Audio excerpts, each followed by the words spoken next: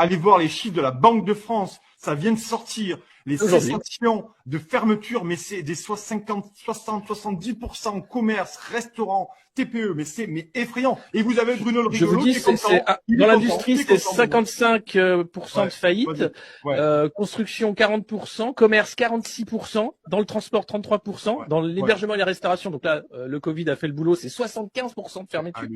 46% information et communication, activité financière, même là ils prennent cher, 49%, enseignement, santé, action sociale, 44%. Au total, c'est 45% de fermeture, de défaillance en nombre d'unités légales c'est pour le mois. Donc voilà, c'est un taux d'augmentation, c'est pour le mois de juin. Oui, voilà. Non, mais c'est incroyable.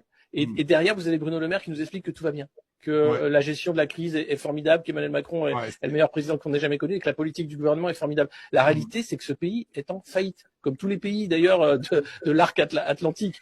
C'est du délire. Et donc, en fait, ce déni de réel fait que ça peut pas bien se passer. C'est David Graeber qui en parlait très bien, qui était un ethnologue américain, qui disait, en fait, la révolution, ça arrive quand les élites sont complètement déconnectées.